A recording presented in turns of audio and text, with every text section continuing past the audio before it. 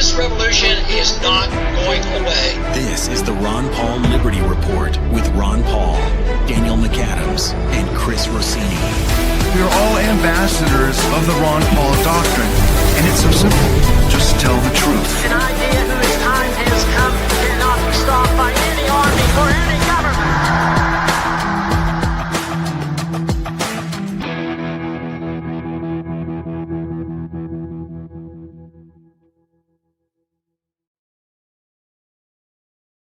Hello, everybody, and thank you for tuning in to the Liberty Report. With us today, we have Chris Rossini, our co-host. Chris, welcome to the program. It is great to be with you, Dr. Paul. Good. We have another interesting program, as usual, I hope. But Chris, it's great to have you on here because we're going to talk about something you and I have talked on the podium, as well as, you know, the programs that we do. And that is, we're going to talk about gold. I can't believe that. And also about what Bretton Woods is all about. And in this day and age, people keep wondering, because there was one shortcomings about buying gold. Like for 42 years, we weren't even allowed to own gold from 1933 up until 1971.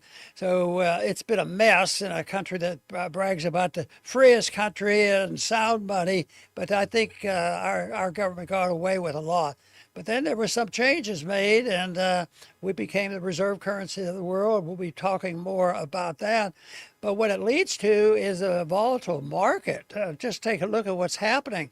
You know, it wasn't, I think it was in 2016, gold really bottomed out from the run-ups of the 70s. It was 2016, it went down to $1,000, you know, had been up to more than that. But then it took off from that, and it's been going up and down. But here this last year or so, wow, it's even though it doesn't surprise me, but it still surprises me that it happens, and we're still using the dollar. So the one thing is, though, the difficulty in having gold to protect against government inflation is difficult if it's illegal. So there's not as many choices. But now it's legal, and people can buy and are buying gold, you know, around the world, and our investors can. But the one thing is that we have IRS regulations that make it difficult for you to place your gold in certain areas and banks and things. So, but if you follow the rules, you actually can put gold bullion into your IRA accounts. And you weren't allowed to do that a few years ago. And I think that's very important because some people want access to it. And there's a few drawbacks from it, but compared to not being allowed to do it, it allows people who believe in gold, and they can't do it many other ways, and they can invest it and put the gold into an IRA account. And that's one thing that the gold company, Birch Gold, that we work with, they specialize in this because they think that's a good way to do it, and they'll help people. And they offer the opportunity to learn how to be able to put bullion in an account, in an IRA account. And that is important. Now, if you need or want more information to check up on this, you can text Ron 989898. Again, Ron, 989898, because Birch Gold will respond by sending you some information if you need some help on understand how to do it, because it's never not messy. So it's not that difficult, though, but it's helpful to have somebody like Birch Gold, you know, help you do this. So once again, if you're interested, get some free information from Birch Gold, Ron, 989898. So, Chris, we want to you know, expand more on this opening statement that I just gave, and we have world turmoil now, and I remember years ago, maybe decades ago, at least, and even longer, that there was a shift from gold from west to east, and it was moving toward this country called China and other countries in the Far East. And it looks like they're still doing it, and they're doing it wholesale. They're doing a lot of it, and that also has affected, gold going from, less than $100 and all the way now up to $5,000 an ounce, which is unbelievable. That's happening, and it hasn't all fallen apart. So this is something I think is very important to do this, to have some savings, because they were talking about this a long time ago, but now China is still buying gold. And guess what they're getting rid of? Nobody would ever guess. It's U.S. paper, Treasury bills. They don't think that's a very good investment. And I would say I agree with that strongly from their point of view. But we still haven't accepted that viewpoint, even though in the past, in order to gain the credibility of the reserve currency of the world, we had to have gold to back the dollar and convey some confidence. And that, of course, occurred at the Bretton Woods Agreement in 1945. After World War II, we were very rich, and the setting was there very good for us, maneuvering to come out of all that and last for a long time, which we're now losing the status of the reserve currency of the world, which is very, very beneficial economically. It gives an artificial boost to the currency, and that gives you a guideline. It's sort of like a economic boost, because if the people believe that your paper money is better than it really is, you get a temporary loan or benefits from this. But I think what we're witnessing now, Chris, is this whole system that we've had since Bretton Woods was started in 45, to the point where we are in a bit of chaos, and it looks to me like it's going to unwind, and that'll be very serious. Well, I wanted to just very quickly give some bullet points on how we got into this mess. It didn't have to go this way, but obviously it did, and it did start after World War II. Europe was, much of the world was destroyed, but us here, relatively, we were not, with the exception of Pearl Harbor, of course. So we became the manufacturing powerhouse. We know it. I know it from my family, my grandparents. They were all in manufacturing. That was their jobs, because we were building stuff for all the destroyed places in the world. Now, in order for those destroyed places to buy our stuff, they needed dollars. So there was tremendous demand for dollars, which all of this is fine. The problem came afterwards, when our government went nuts. They wanted to conquer the world. We weren't just building stuff for them. We're going to come and make you into us. And that has turned us into a disaster of a nation, because they started counterfeiting money. And by the 1960s, 70s, other nations are like, we're using the dollars, but you guys are destroying the dollar by counterfeiting it. It's just like us, American citizens here today. They're destroying the dollar, and our bills are going nuts. Some people are paying $1,000 for utility bills, groceries, everything, despite what the government and their lies, their 2% inflation, despite all that. We know, because we pay the bills, that they're counterfeiting and destroying the dollar. So the rest of the world is now stuck, and us Americans, with these dollars, and any nation that wanted to stop using dollars, well, you'd get a visit from the United States. You'd get a coup or a military invasion, and we'll make sure that you keep using the dollars. Here's where things are changing. There is no other little country that we can beat up that wants to get off of the dollar. We have now run into the big guys, the superpowers, Russia, China, nuclear superpowers. And we can't just go and beat them up and say, you're going to use dollars, we're going to force you. They could beat us up, and we have to face that reality. They could harm us substantially. So they are moving away from the dollar because they have the power and the will to do it. And so the world is changing very quickly. Very good. And that setting that you describe is very real. When people back then, especially if they leaned toward or had an inkling about free markets and sound money, and if they understood this, they said it can't last. The government's going to print too much money. There's false trust in the dollar. We would keep spending, run up our deficits, and that surely has happened. And many of them were predicting, especially during the 60s and early 70s, that this thing couldn't hold because it's building debt and trusting a world that they would always love the dollar.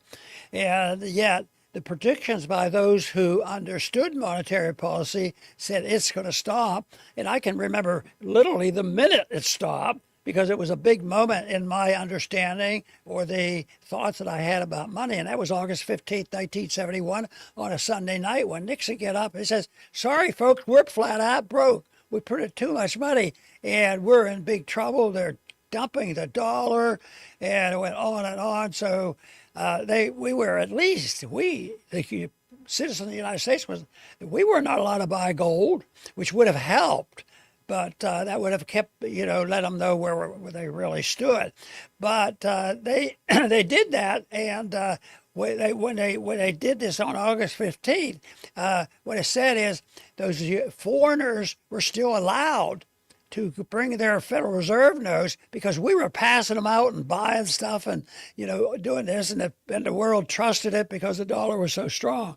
So on August 15th, though, things were getting very, very rocket, and that's when Nixon gave his famous disastrous speech on a Sunday night, and he declared, folks, sorry, but we're bankrupt. We don't have the gold. We just been kidding them, but we don't really have that gold. And the foreigners, especially those French, the French are coming in and they're turning in their Federal Reserve notes and they want their gold. And so what was Nixon to do? He knew that really you have to hang on to some gold, or wait, what are we ever going to do? So he did. He said, that's it, folks. We're declaring bankruptcy. We don't have enough gold to pass it out, and we want to keep a little bit for ourselves. So we're going to close the gold window, and that was a big moment, and it did a lot of other economic harm during that time. It ushered in the latter part of the 70s, a very, very difficult period. The best thing that happened during that period of time was in 1975, because in 71, we were once again allowed to own gold, and that represented some economic information that you would get from the market. But when they couldn't do it anymore, we had an economic system that demanded it, and they were running out. So Nixon closed the gold window, and when he says, technically, we're bankrupt. We're bankrupt. This is a notion of bankruptcy, but it also indicates how long the wealth and Chris just spoke about how we got into this mess after World War II. We weren't as damaged as the other countries. We had a lot of resources, and we maneuvered it, and we ended up maneuvering it quite well. We became a reserve currency of the world, not because it was a perfect reserve currency. It's just everybody else had been suffering from the war. So a big difference. But in 1975, they returned the right of the government, and it's hard to understand that the American people for all that time just said, "Oh, well, we don't care about this. I don't care if I can own gold or not." But economically, it was a big deal. So in '75, that was when we, the people, could buy gold. And I would say, we talk about all the negative steps, but that actually was a positive step, because that helped tell you what the real value of gold was, and it can reflect the downturn of the dollar. All you have to look at it today. The dollar has lost like 90-some% of its value in this period of time. And look at what gold's at, $5,000 an ounce. See, the market is speaking. It's waking up people. So now the next step, because the people who warn about it, they also understand what we have to do. And that's where the big problem is, because it will be tightening the belt. And in politics, not many people like tightening the belt, but it will have to happen. That's right, Dr. Paul. And that's what should have happened with President Trump as president, because that's how he campaigned. Instead, he's trying to save this failed system by punishing Russia, China, punishing Russia with using Ukraine as a proxy war against them, and Russia has prevailed. Trying to punish China with tariffs. And yeah, China's selling less to us, but they're selling more than ever. They're record trade surpluses with the rest of the world. So Trump trying to save the empire, like Gorbachev, trying to save the Soviet Union, is failing.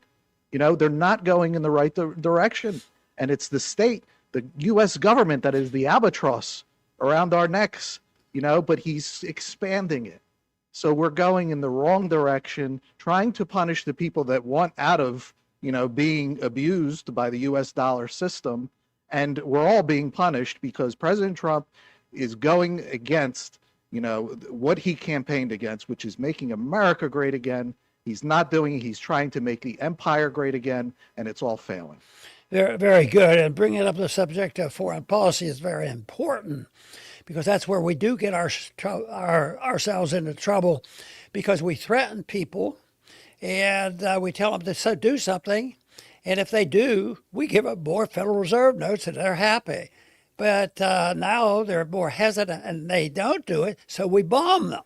And that will last in a limited amount of time, and they're getting very unhappy with us now. So that is a problem that we have to face. And 1971 was this issue that ushered it in. And people now are starting to realize that something has to be done, and that's where the tightening of the belt becomes very difficult, because everybody wants to, not everybody. Most people understand, yeah, we do need to cut back, and but everybody has a but, they say. But not my money. Don't cut me back, and I need more money. Send me more money, but make sure the gougers, if your prices go up, it's the businessman. They have a chance to criticize capitalism, and they say it's a chance now. What we have to have is socialism because of all this mess. And see, this is proof. They argue that free enterprise has failed. That's so much malarkey, because we don't have free market capitalism. It's nothing free market about it. We have a corporatist system, and unfortunately, the evidence is in, and there were some very great economic writers that said that if you have a corporatist system and you reward corporations, eventually that will morph into something more like a fascist system. So there's a lot of words floating back and forth. Who's the fascist and all that? And it really, fascism, the stepping stone to fascism is corporatism. And believe me, that has not quieted down. That is still booming and increasing all the time. All the benefits. Oh, if we make it good for the corporations, it's going to help everybody. I want to make it good for the corporations too, on them being rewarded generously if they produce a product that's priced where the people want what they have and there's the quality they want. Believe me, if you criticize that kind of wealth, then we're all in trouble. But that's what's going on now. And this is the door opens the door for people talking out loud. I'm a friendly socialist. I'm a friendly, person, and I want to be able to help people. And the people listen to this, and they're winning, congressional seats and mayor's races, arguing that this system has failed. And and there are still people saying, no, we have to preserve this system. We need more of it. Then we go in and help the corporations more. No, you help the corporations by giving them some freedom, and with the obedience to a certain kind of rules, like you can't lie and cheat and steal and murder people and commit violence against people. No, that has nothing to do with freedom. That happens to do just a gimmick they use to say what we want now to solve the problem is to have socialism, and that has to be stopped. Or I'll tell you what we're witnessing now could linger for a long time, and it's not going to get better on its own. policies have to change. And of course, a lot of us had hoped that the policy changes would be generous, with the new administration. But now there's a lot of people who are saying we're not seeing those changes that we think are necessary. Dr. Paul, I'll finish up with my closing thoughts. The changes are going in the wrong direction. The government was supposed to contract, bring the troops home, no more endless wars, peace president. Opposite direction he went. So, enough Americans want the right things. It's just our government has no will to do any of it, and they just do the opposite with no consequences. Manufacturing jobs are losing the whole time that Trump is here. Constantly losing jobs, hearing about data centers. All he cares about is, funding these data centers. Can't fund these things. A lot of them are being stopped. Our electric and gas bills are $1,000 combined already. What are they going to be if you keep building these data centers? It's insane, but they have blinders on. And foreign aid, constant money going out. And our president yesterday, again, telling us how great he is for Israel. I mean, it's comical, 40 years old to buy your first house. Americans do not want this anymore. It's just, like I said, we can pull a lever. That's what we can do. We can't make the policies ourselves. They make the policies. They're continuing down the wrong path. And the squeeze is just going to intensify. But we have to have the right ideas, continue to speak them, because, the government is a propaganda machine. They're going to tell you that everything they do is for our benefit. And a lot of people do succumb to it, unfortunately. It's very seductive. But, the right ideas have to be continued despite the hard times, and eventually they'll prevail. One time during the debates, the presidential debates, it was announced to the crowd. We had a lot of people, a lot of candidates, and we were getting sort of like instructions. Well, tonight we're going to be talking about economic policy. Next time, on the next debate, we're planning on talking about foreign policy. Like there were two separate things. And I said, that doesn't make any sense. How could economic policies like printing money and running up deficits to spend money to start wars we don't need?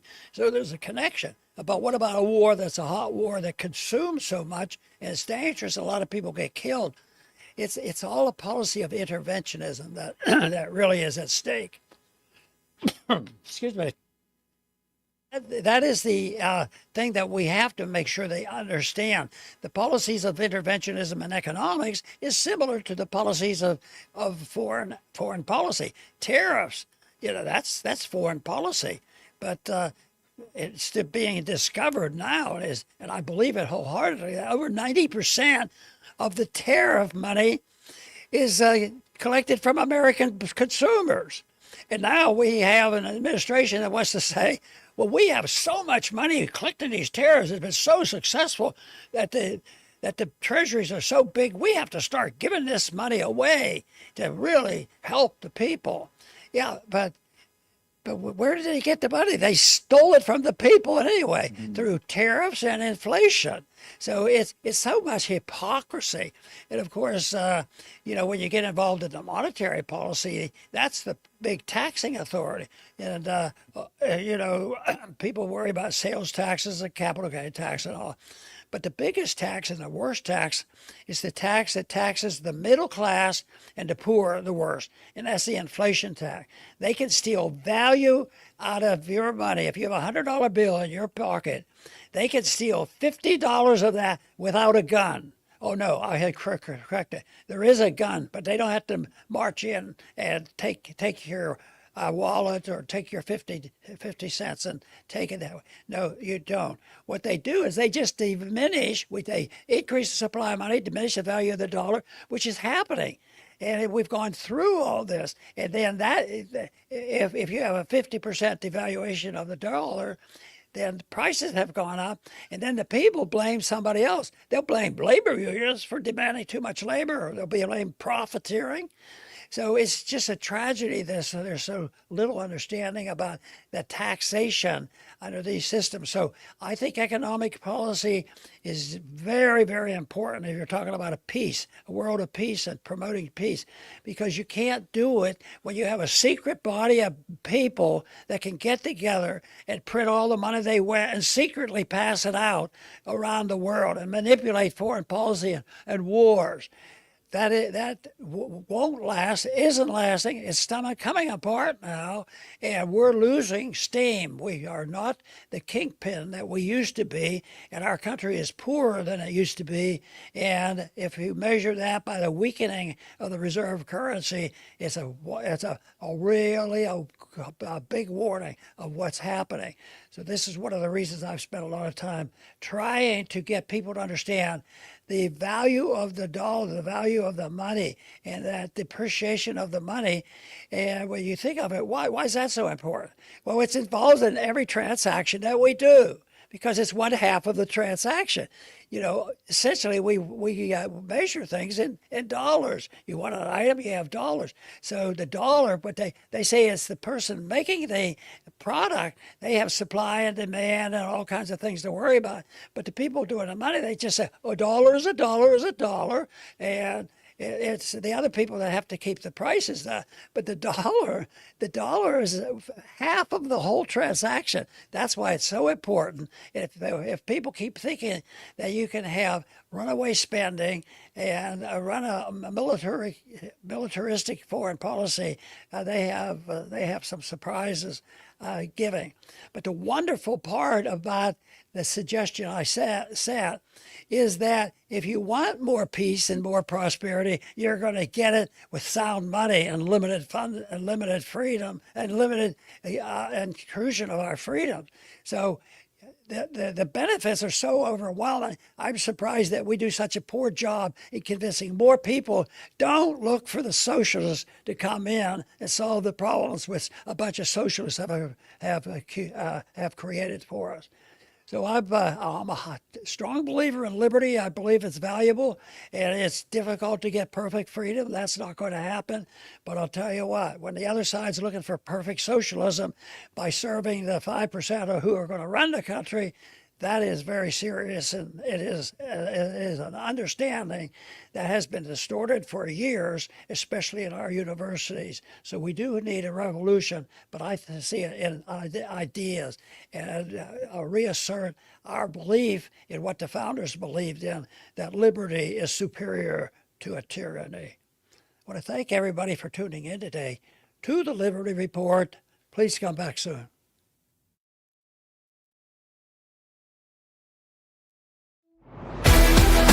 Thanks for watching the Ron Paul Liberty Report. Like and subscribe to help spread the message. And until next time,